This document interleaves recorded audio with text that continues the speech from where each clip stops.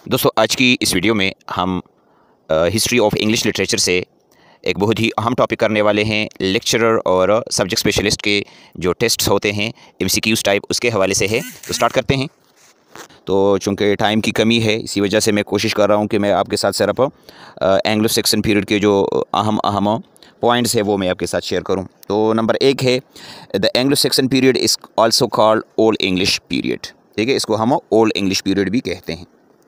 Next point है Anglo Saxon period starts from 449 and ends on 1066। ठीक है, ये 1066 को ख़त्म होता है। नेक्स्ट है total duration of Anglo Saxon period is 6 centuries. ठीक है, 6 सदियों पर ये मुहित है। नेक्स्ट है the greatest and oldest epic poem is Beowulf. ठीक है, बेवुल्फ एक पोएम का नाम है जिसको एंग्लो सैक्सन दवर में लिखा गया है।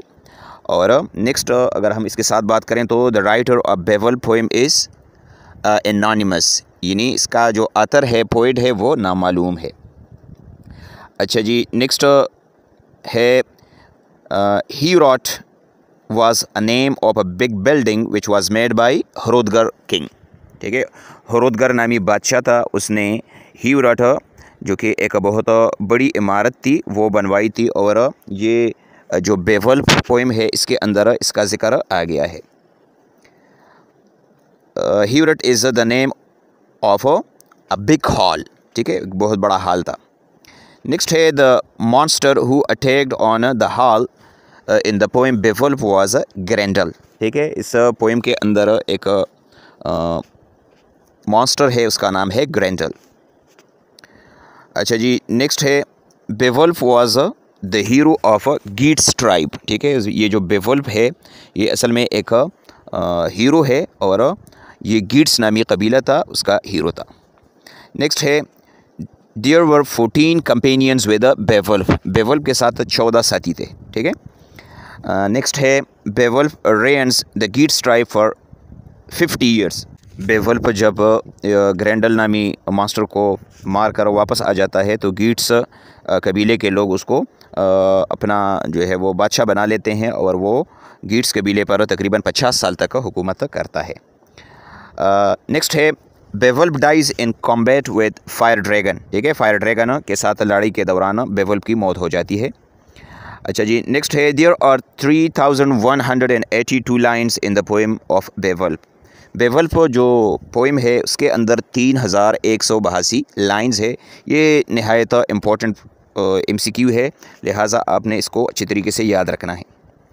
इसके बाद है in Beowulf poem main quality is alliteration. ठीक है, ये बात आपने याद रखनी है कि इसके अंदर एलिट्रेशन है। और एलिट्रेशन का क्या मतलब है? It means beginning of same sound in 2 और मोर देन 2 वर्ड्स। ठीक है, नेक्स्ट है Widsith poem is written by an anonymous writer. इसके अंदर एक पोएम है विटसिथ, इसका भी ऑथर या पोएट नामालूम है। और विटसिथ पोएम के बारे में एक और मैं आपको इंफॉर्मेशन दूँ। In Widsith poem the minstrel is wandering in happy mood. उसमें जो मेंस्ट्रल है, जो मूसीकार होता है, जो गाने वाला बंदा होता है, वो बड़े खुशी के मूड में जो है वो एक जगह से दूसरी जगह पर जाता है। It means that there is the picture of a happy man in it.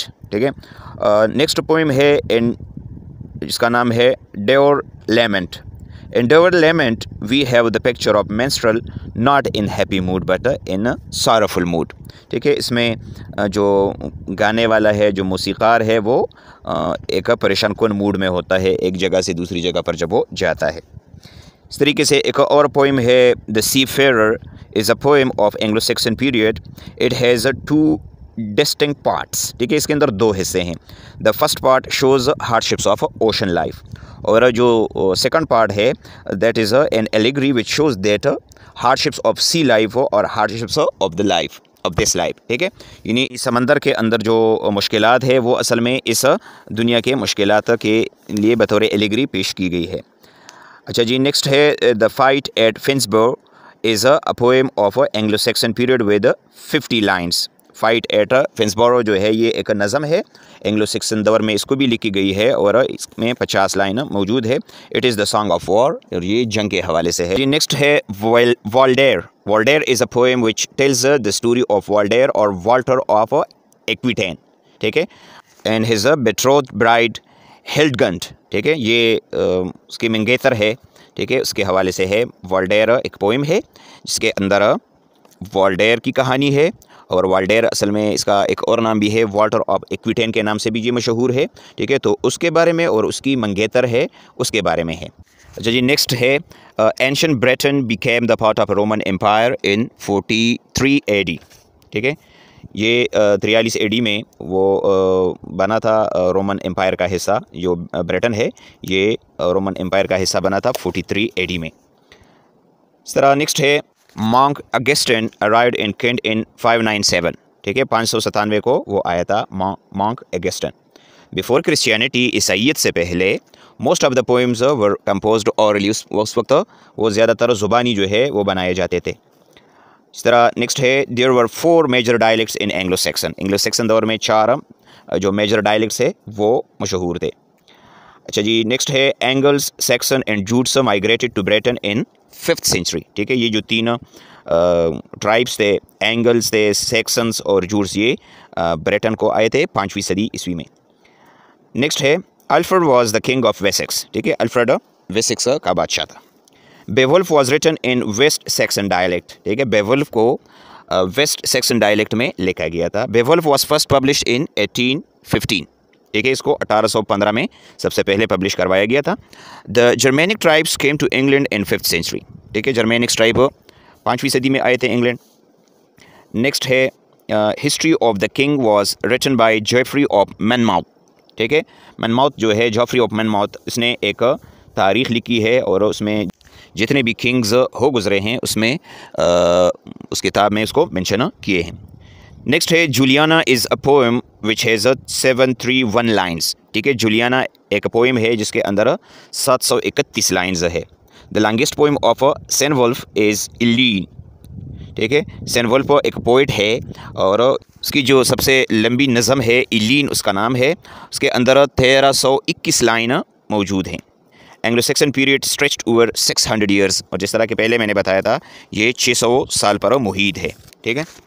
तो दोस्तों ये था आज का हमारा टॉपिक, उम्मीद है आपको इसकी समझ आ गई होगी। इसके बाद मैं एंग्लो सेक्सन के पीरियड पर और भी वीडियोज़ बनाऊँगा, तो चैनल के साथ आपने जुड़े रहना है। Thank you for watching. अल्लाह हाफिज़।